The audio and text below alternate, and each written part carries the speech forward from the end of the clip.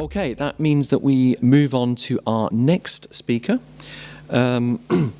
which is Dr. Nikolaos Moustakas, postdoctoral researcher at the Leibniz Institute for Catalysis, the University of Rostock, and his presentation is entitled Artificial Photosynthesis, a highly potent process to produce clean fuel from CO2.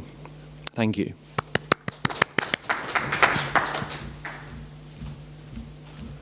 Hello, can you hear me? Yes. Hello, everybody. Before I start, I want to thank you, Pavel, for the invitation of giving today the talk. I am by no means an expert in LNG, so in the last 2 days I definitely learned a lot. Congratulations to you and your team for whatever you have achieved. It's amazing. Well done.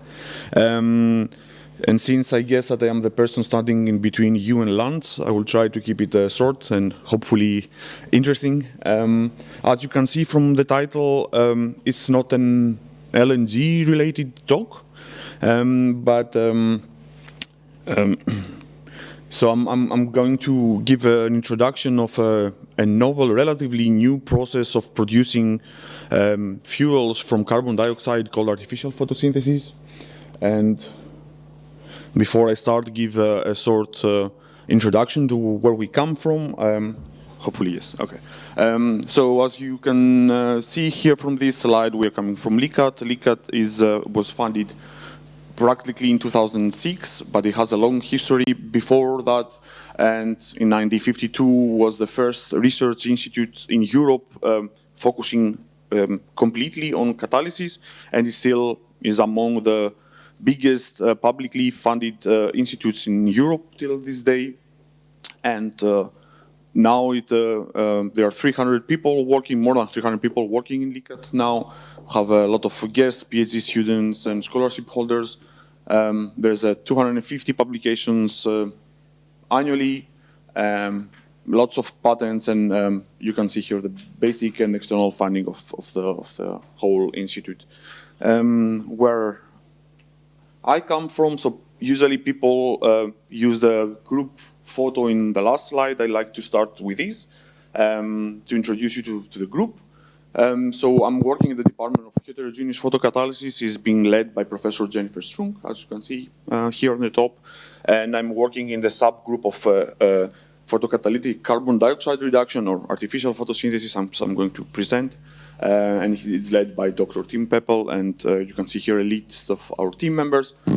We have Dr. Denis Hiel here with us today as well, in case you want to talk to us later. And we are the lead partners of two big projects in Germany focusing on carbon dioxide reduction called Prophecy and Prodigy, and I am responsible for running most of this, the work packages in these two projects. Joined last years with Denis and Anastasia here, as you can see. And yeah, so before I give you the introduction of what artificial photosynthesis is, as the name suggests, it's a process that tries to mimic natural photosynthesis. And in natural photosynthesis, one slide back. Yeah, here. So natural photosynthesis is a process that stores the energy of the sun in the form of energy-rich organic compounds via CO2 reduction. And of course, it's a highly optimized process of nature that took billions of years to do. And as you probably know, with the trees, you have sunlight and as an input, carbon dioxide and water. And in the leaves and the chloroplast, we have this conversion of carbon dioxide into oxygen, which is, of course, great for us because it keeps us alive. And also carbohydrates, which is like glucose, which is actually the fuel for the plants to grow. And of course, other products. So here you can see the overall chemical reaction on the bottom. So it's water and carbon dioxide using light and enzymes to produce what I mentioned before. Of course, this is an extremely simplified view of what is happening. It's an extremely complicated process to convert carbon dioxide into the products that the plant needs. It involves a lot of reactions happening with light and with under dark conditions, and of course, because it took billions of years, a highly optimized process. So what we try to do in the laboratory is trying to copy what nature does, and it is a process that uses the same inputs, so solar light, carbon dioxide, and water, to produce fuels, to produce molecules that we can reuse as fuels, so like, for instance, methane or carbon monoxide or methanol or many different other products. And our goal here is to see what's inside this box. So in this box there are many things. There are we have to make, let's say, kind of a tree. So we have to build devices that could do this. We need to find leaves. We have to make materials that are able to do this carbon dioxide conversion using light and water, and also identify what's the very complicated process between all this. So our research topic is to see what's inside this box, what we are trying to do. And for instance, if we are going into the molecules, so the actual reaction that we need to do, for instance, to produce methane, we get carbon dioxide and water as inputs, and then we produce oxygen and methane, for instance. But instead of the chloroplast or the leaves, we use some materials which are called photocatalysts and a process called photocatalysis. And yeah, just to give you a small definition in case you're not familiar with what photocatalysis is, it comes. So originally I come from Greece, and we Greeks are very happy to say that a lot of things come from Greek. So probably you've seen it in a lot of movies like this. So photocatalysis comes from two Greek words. It's phos, which means light, and catalysis, which means to break apart. And so photocatalysis is in general, as you can see here from the definition, is a change in the rate of chemical reaction, or its initiation under the action of light, either ultraviolet, visible, or infrared radiation, using a substrate or like a material called photocatalyst. And this material, the photocatalyst, is able to absorb light and also provide the reaction sites where all this artificial photosynthesis can take place. And one very important thing in the photocatalyst definition is that it needs to regenerate itself after each cycle of such interactions. So we need to make materials that are also very stable. And well, I think we've seen a lot of these kind of graphs in today and also yesterday about the big problems of having a lot of very increasing consumption of energy, and also a very high increase of the concentration of carbon dioxide in the atmosphere.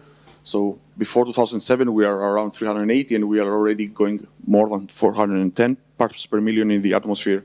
And all the figures that have to do with CO2 emissions, or the total or per capita or energy consumption is going up. So the artificial photosynthesis has it's a very high potent process, because it can combat at the same time two major things, two major issues. The first one is being global climate change, because you're using carbon dioxide, which is useless, and you produce something useful out of this. And at the same time, you solve the energy crisis, because you're producing fuel that we can reuse. So you understand that if we manage to do this process in a highly efficient way, then it's a process that can definitely help our society hugely. But of course, as you would expect, there are many challenges to this. I know, I'm pretty sure you in the LNG field, you know a lot about challenges. So I'm going to present a few of our challenges here. One major one is that carbon dioxide and water are extremely stable molecules thermodynamically, so it's very difficult to break them apart in order to produce hydrocarbons, for instance. The second is that still we are not perfect. It's not perfectly clear what are the reaction pathways leading for instance, producing methane from carbon dioxide. of course, when it comes to materials, in the bottom you see we need to develop materials that are sustainable. That means that are friendly to the environment, non-toxic, cost-effective, because it doesn't make sense to make a material that is very good, but it costs 1,000 euros per gram to make, and also be very stable, as I mentioned before. So we need materials that are able to be used for many, many cycles without being decomposing or damaged. And finally, one major problem that we are facing as a field in literature is that, as I will explain in the next slides, is that it's very easy when you are testing a material, it's very easy to overestimate its efficiency, because everything that contains carbon, apart from carbon dioxide in your reaction chamber, can produce hydrocarbons that does not come from carbon dioxide itself. And people, honestly, I'm not sure why. I would say that more than 70 and 80% of the published literature does not take into consideration the impurities that can come into a photoreactor or in a measurement, in a setup that is set to measure carbon dioxide reduction. So that's too many slides.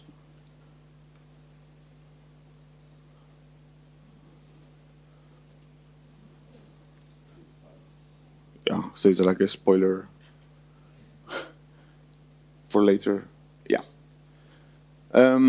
If you see the state of the art, so for instance, how much methane we can produce with the materials we have is, you can see here a graph till 2013, published from the group from Kondratenko, again in LICAT, where you can see that we were around 10 micromoles per gram of catalyst per hour. And in an attempt we made in our group till 2019, and it's a work in progress till 2022, we see that we are not really that higher than this 10 micromole. Maybe it's a little bit higher.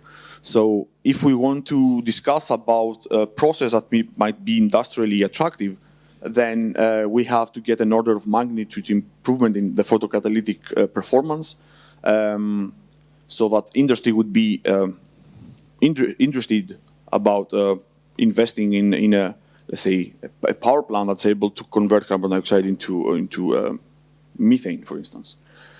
One of the problems is that till now there was no standardized measuring protocol available. So this means that everybody used a different reactor, different concentration of material, different reactants, different light sources, different intensities, and then there was not an actual way of comparing the results between each other. But we are happy to say that our photoreactors and our way of measuring these photocatalysts, these materials, is the basis that the new DIN specification, DIN is the German version of the ISO protocol. So we are the basis of where the DIN spec 91457 is based on. That is, it focuses on the determination of product formation and carbon dioxide reduction. So this is going to be published later next year. So this is a first step of having actually a way of everybody to discuss and compare materials in carbon dioxide reduction. And the way we do it, and this is again, as I mentioned, the foundation for this new DIN spec, is that we use this, we made this high purity photoreactors. We have 3 of them, so now this is the 3rd generation we have. So of course it's not like big power plants that you've seen in the last slide, so it's a lab scale device still. So here is the main reaction chamber in the center. As you can see on the bottom left is where we put the materials. Usually our photocatalysts are in the form of a powder. Then we put it inside, then light comes from above. So here's the quartz window, light comes from above. We are able to control the pressure inside, to measure to monitor the pressure inside the reaction chamber. We are also we can also control the temperature if it's needed, and everything is connected to a high sensitivity gas chromatograph, which is extremely sensitive. It can detect practically everything down to the 1 part per million concentration, and everything is more or less automatically operated, so we avoid any interaction of the user with a sample. And why it's called a high purity is because we spend a lot of time making sure that the products that come from the results we're getting from this reaction actually come from interaction of the material of carbon dioxide and not from impurities, random impurities from the setup. We can use many different light sources. Usually we have a mercury xenon lamp, which of course consumes a lot of power, but we can also use some LEDs, which they are monochromatic, so we can select specific ranges of wavelengths we use to assign light to our materials, and they'll also consume less energy. This is a lab scale solution, but we are actively working in making smaller scale reactors, and also we are also planning of making bigger scale reactors in case we want to go into a more industrially attractive setup. Then we are already thinking of how to design reactors that could not be like using materials, because this is usually around 50 milligrams, but we are working into how we can implement 1 kilo of this into doing a larger scale setup. The holy grail for us would be if we use actual sunlight from outside, but of course for now it's not really possible. Of course, you would say we can use sunlight, or we can also use light that is powered from green sources. So again, we keep our setup as friendly to the environment as possible. But for now, this is a lab scale device. And when we are discussing, I told you about these high purity conditions. Because carbon dioxide is extremely stable, it's likely the last molecule to react in an experiment. So this means that everything that contains carbon, it's likely to react faster than carbon dioxide. And this can mean if you have a pump and you have oil fumes coming inside, if you touch the inside of the reaction chamber without gloves, you can have oily residues from your fingers left inside, and then this will react with light. Or for instance, if you made your material and you used ethanol and it's not cleaned enough, then ethanol will react faster and you have hydrocarbons that you will falsely attribute as product formation. And then, of course, you can get another publication, but it's wrong. And for us, what we try is we try to spend a lot of time actually making sure that the products come from the interaction of the material with carbon dioxide. So in the bottom right, you can see, for instance, for a material, so what we do is we do a lot of cleaning cycles, which means we don't use any carbon dioxide, we use an inert gas, for in our case it's helium, and we shine light till no product formation is seen from the material. So for instance, here, if you see in the bottom right, there are 7 cycles. In the beginning, you have a high concentration of methane being produced, and then you will say, okay, then it's producing enough, let's publish this. But this is not the truth, because if you just keep on cleaning it, you will see that eventually you get nothing. So then it's when you can add carbon dioxide and then you can prove where the origin of the products come from. There are 3 general ways of proving where the origin comes from. The first of all would be to detect the oxygen, because as you remember from the first slides, we are expected to get oxygen coming out from the process, but sometimes it's not easy because oxygen might remain absorbed on the material, being, for instance, being transformed into ozone. The second one, which is the best way, but it's also the most expensive way, is to use labeled carbon dioxide with carbon-13. The problem is that it's extremely expensive because it requires a mass spectrometer to see this, and also a tiny bottle of labeled carbon dioxide costs around 7,000 to 10,000 euros. So you cannot really do extensive experiments with this. But the easiest way you can do is just run a blank test. Just use helium just to see what comes out. And surprisingly, it sounds simple. It sounds that everybody should do it, but a lot of people do not do. And there are some examples from the USA, for instance, that there was a publication that they were able to produce C8 molecules, like molecules with 8 carbon atoms from CO2, and they said that they solved the energy crisis and everything, and then journalists came and said, congratulations, everything is great. And then a few months later, they retracted the paper because everything was coming from an oil pump. And they admitted that they never did any blank experiment, which would just take them a day. So this is what we are trying to pay to focus our attention and our efforts in proving where the products come from. And this is why the photoreactor has nothing elastomeric on it. Everything is out of metal. Everything is made out of materials that do not interact with light and producing nothing that can be falsely attributed as products. So this is what I mentioned before, is that the 3 different approaches. Again, this on the bottom, you can see a table of some steps that we proposed of how you can identify where the products come from, starting from having no catalyst and a reactor and an inert gas with and without light, and see if there's anything coming out. So this will prove if you have any carbon impurities from the equipment itself, maybe an oil pump. The second part would be if you do a combination of an inert gas, a catalyst, and water. So it's a blank experiment with and without light, and you see that if there are any carbon impurities coming from the sample. And finally, if nothing comes from these 2 steps, then you go to the third step, which is a catalyst, carbon dioxide, water, with and without light, and you see if you actually get carbon products. And this setup is what also, this kind of measurement protocol is what is also included in the new DIN spec.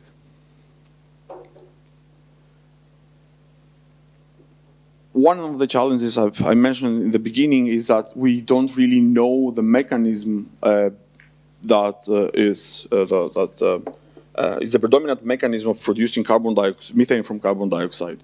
Here in this slide, you can see an actual simplified version of 3 mechanisms that are proposed in literature. It's not my goal today to go through this, but I just want to show you that there are a lot of steps, and again, this is a very simplified version of the actual proposed mechanisms.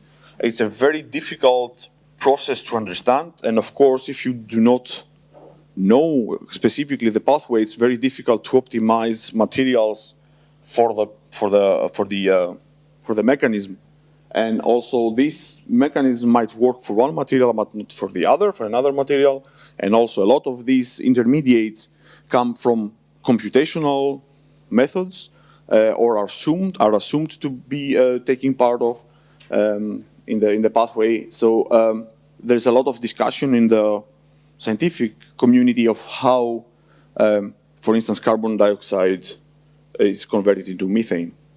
And you see there are many different pathways, many different intermediates like carbon monoxide or methane or methanol that can be produced out of this.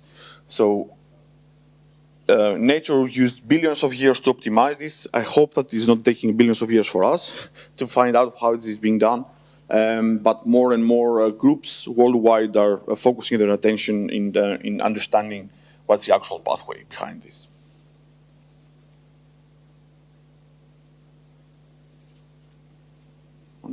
Yeah. So there are many different categories of materials used in CO2 photoreduction. One of the most common one is titanium dioxide. It's a material that you can easily buy. It's very cheap. It's non-toxic, so it has a lot of benefits. It's very useful. It's used widely in many photocatalytic applications, and it's around 48% of the published literature. And there are many attempts to modify this kind of material to make it better, because this material can only absorb into UV, ultraviolet, and our goal is to be able to make materials that are able to absorb light in a wider range, also in the UV, in the visible light. And then just to give you 2 examples from what we try to do, I'm not going to do a lot of details about the chemistry of this. So this a material is like this. It's a powder form again. So this is a core cell. So it has inside a an inorganic core, which is titanium dioxide, as I mentioned before, and there's a cell that's combined of carbon and nitrogen, which is very, very stable. It's very simple to make. It's a one-pot synthesis, and if you compare it to the titanium dioxide I mentioned before, and this is the commercial, the most commonly used one is what's called P25. This is a material that's commercially available. We can see that we get about 2.3 times more of what we do. So for instance, here you can see that for methane, while P25 is producing around 226 parts per million per gram of catalyst per hour, our material is able to do almost 2.3 times better. But also we get some carbon monoxide, ethane, and hydrogen. So ethane, being a C2 molecule, also gives us an indication probably about the mechanism, how the mechanism of this reaction is happening. And when we are discussing the cost, we have a 2.3 times better material, but it costs us 2.3 euros per gram to make one, which is 35% more than the commercial titanium dioxide material, but we get 2.3 times more. And of course, this is a lab scale. Okay, so this is somebody making it in a laboratory. If we're going to industrial scale, I know I heard somebody that said if industry can find a way to make this cheaper, so you can make this a lab. So if industry is interested, they can make the whole process, optimize the whole process, and make it much cheaper than this. So this is, for instance, that's the proof of concept that we can get production of methane out from carbon dioxide. But it's not only methane we can produce. We mentioned before the production of hydrogen coming from splitting water, and there are some materials. So in the wrong button, I'm sorry. So in the Prodigy project, we are working with the University of Oldenburg. We made many different gold-loaded materials by changing the metal loading, and then we were able to have the production of CO and methane. But the big product that came out was hydrogen. And you can see that we can get around more than 3,000 ppm per gram of catalyst per hour of hydrogen. And also if we add methane to this, we can also go up to around 5,000. So these last two slides were just a proof of concept of there are actually materials that are able to convert carbon dioxide to something useful. But again, we are far away. We need a lot to go a long way till we make this into a commercially an industrially attractive process. And I think my next slide is the last one. Yes, so I hope that in these few slides I managed to convince you that this is a process that has a high potential if solving the climate change, the energy crisis. Of course not now, it will take a lot of time. Of course, we have our challenges to face, and our research field has to solve a lot of challenges till we are actually able to produce in high efficiency methane, for instance, from CO2. But in the situation we are, I think we need to use any process we can to make clean fuel coming out of carbon dioxide. And one of the big advantages of this process is that in the end, the fuel you're producing is perfectly clean. There's nothing inside. It's pure methane what's being produced. So you don't need another step out of this. And there also you can tune the selectivity, and you can also only get methane out of this. So there's no separation stage needed after that. Yeah, and with this last comment, I think I will conclude my presentation. And if you have any questions, feel free to ask or find us later in the coffee break or lunch. And thank you.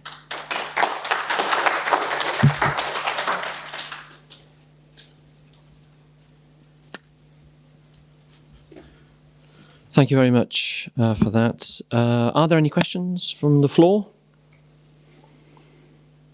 None? Well, yes, I have one. I understood some parts, maybe major parts, what you have presented just a few minutes ago. And felt a bit like a figure from Star Trek, Enterprise ship. Now we just heard something about future, and for me, it's always a question: what kind of future are we talking about? First question. Second question: do you believe that this, let's say, process, which is a scientific process to find out the way, can be commercialized? Because for me, it seems just like almost perpetuum mobile. Everybody could have a small reactor next to his or her house and produce, let's say, fuel for themselves. I'm not talking about opinion or about taxes, because this is a huge topic. So, what kind of perspective are we talking about? Well, I will start a comment about the Enterprise. So, if you are talking about Star Trek and Enterprise, it was what we were feeling yesterday when you saw us, this refueling station. So, I would take this as a compliment. But in principle, again, the big vision would be, yes, it could be commercialized. Of course, this is the conversion part. So we need to get carbon dioxide from somewhere to use as an input. So this might be from point sources from industry that produces carbon dioxide, and then we can get this carbon dioxide and use it somewhere else. Or we need the process before this that captures carbon dioxide, and then we use this for the conversion. In an ideal situation, yes, you can have a reactor next to your house and you use the sunlight. And then if we find the very efficient materials, you can over time accumulate methane, for instance, and then you can use it to power something. Probably it will not be to power your whole house, the whole heating for the beginning. But in general, yes. But I'm not expecting this to happen in the next, 5 years. So there's it's a long road that we need to go through, because again, we have to find materials, we have to identify the exact process that happens, and then make actually the devices that come out of this. But in general, I think it's to me, it's a very elegant way of producing energy, of converting energy, because that's water, light, and the material, and then that's it. So, and because I'm talking personally, I use for myself to keep me motivated as well, that solar cells, when they began, they took at least 10, 15 years to actually get an efficiency that actually is industrially attractive. And now we have them everywhere. So I'm very optimistic that in the future, maybe not the next 5 years, but maybe longer time, we will be able to have not like something like a solar cell attached to our homes. Hopefully. That's what we are working towards, at least.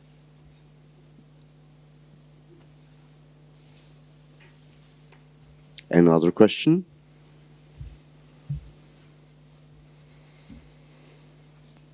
No, I don't see. So thank you very much.